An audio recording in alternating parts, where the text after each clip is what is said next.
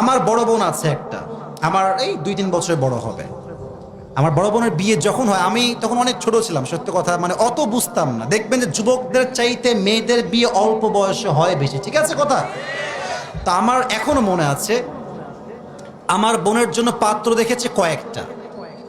Last যেই পাত্র সবার মোটামুটি পছন্দ হয়েছে, আমার এখনো মনে আছে, আমাদের বাসায় 3টা রুম ছিল। আমার বোনের একটা রুম, আমার একটা রুম, আব্বা আম্মার আর একটা রুম। তো আমার মা বাবা 2জন বসে আছে, আমার বড় বোনকে নিয়ে আসছে ডেকে। আমি ওখানে বসেছিলাম, ছোট আমি, অত বেশি বুঝতাম না তখন আর কি। তা আমার বাবা বলছে, মা ছেলেটা অনেক ভালো লাগছে, আমাদের আসিফেরও পছন্দ, আমারও পছন্দ, তোমার মায়েরও পছন্দ, সব ঠিকঠাক মনে হয়েছে আমাদের জায়গা থেকে। মা তুমি কি রাজি আছো? বিশ্বাস করেন যুবক ভাইয়ের আব্বা জানরা, আমার বোন যখন বলেছে আমি রাজি, তখনই আব্বা বিয়ের কাজ শুরু করেছে। এখান থেকে মেসেজ একটা, অনেক বাবা বলে তুই একে না বিয়ে করলে আমার মরা মুখ দেখবি। মূর্খের চাইতে মূর্খ এটা।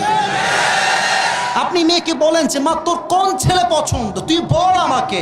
ছেলের চাকরি নাই, জব নাই, আর তোকে আমি পালবো। তোর পছন্দের মানুষ স্ট্যাবলিশ হবে, তখন সে তোকে বাসায় নিয়ে যাবে, ঠিক কিনা বলেন?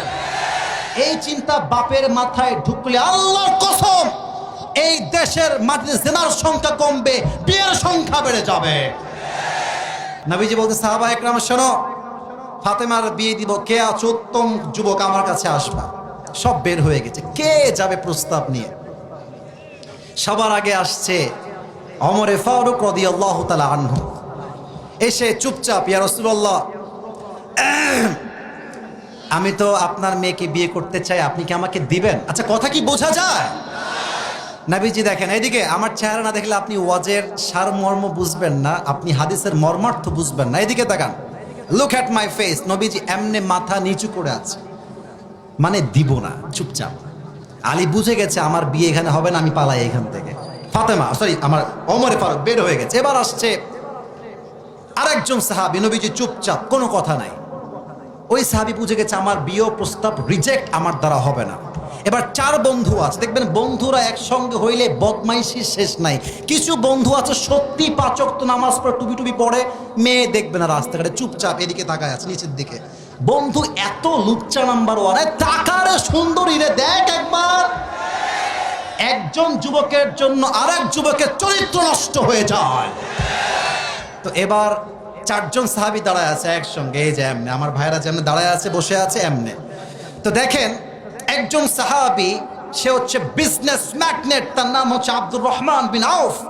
বলছে, আলী সবাই তো রিজেক্টেড, বন্ধু আমার একটা বিশ্বাস, তুমিই গেলে নবী তোমাকে ফিরাই দিবে না, যাও তুমি প্রস্তাব নিয়ে যাও। আলী কয়, ডাজন্ট মেক এনি সেন্স।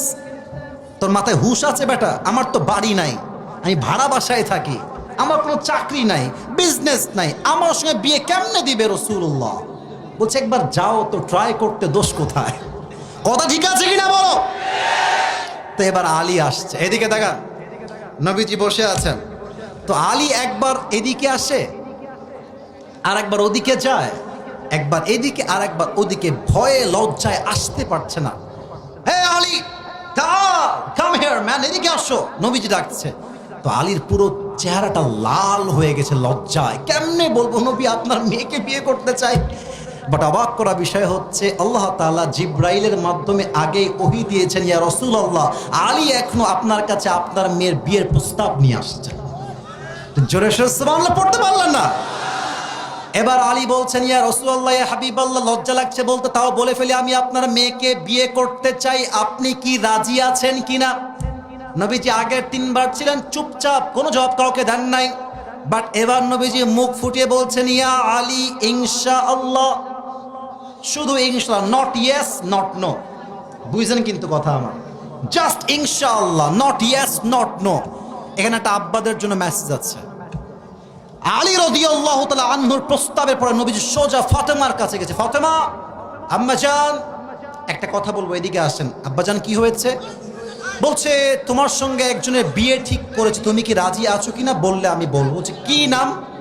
মাসমুহ, তার নাম কি? বলছে ইসমুহু আলী, তুমি কি রাজি আছো? তো চুপচাপ ফাতেমা মাথা নিচু করে একটা মুচকি হাসি দিয়েছে। এই মুচকি হাসির দ্বারাই প্রমাণ ফাতেমা রাজি হয়ে গিয়েছে। সুবহানাল্লাহ। এখন বাবারা যারা আছেন, আমার আব্বাজান, মুরব্বীরা মুরব্বীরা আমার দিকে তাকান। মেয়েকে যেখানেই বিয়ে দিবেন আগে বলবেন যে মা তুমি কি বিয়ে করবা কিনা।